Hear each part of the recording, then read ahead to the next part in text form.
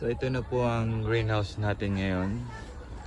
So after 3 years, so kailangan na talaga mga magpalit ng mga pundasyon. Ayan. Ayan, nabulok na po yung kanto. So nag-imbalance na po yung sa ating hydro. Pero pwede naman yung gawa ng paraan. So ito naman yung bagong tanim natin. So far, okay naman siya. Medyo maganda na po ang araw ngayon. Pwede na po ulit tayo magsimula ng hydro. So ito po yung ating solar pump. Ito po yung ating net. So ngayon po, nasira po kasi itong pump na to. So set up natin siya ulit. So 180 watts po yan. 12 volts. So pinasok po siya ng tubig dahil sobrang tagal. So sinervice ko na po yan. Pinalas ko isa-isa.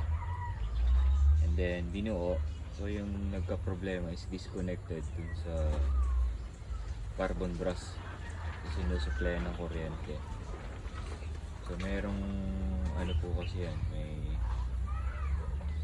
carbon brush to connect yung kuryente niya. Kaya po ang gagawin natin ngayon is testingin na ulit natin ito. I-set up po natin is hindi isa lang battery na 55 ampere hour for 180 watts. Alam ko kulang na kulang yan. And then wala po tayong inverter, meron lang tayong solar charger controller na kaya ang more than 180 watts. So ML 240 po yan.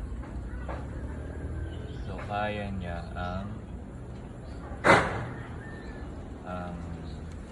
hanggang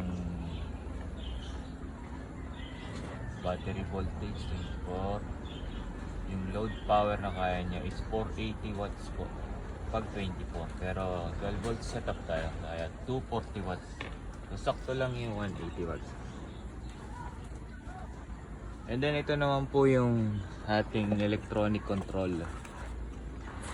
Ano pong purpose ito? Hindi ma-discharge yung battery mo.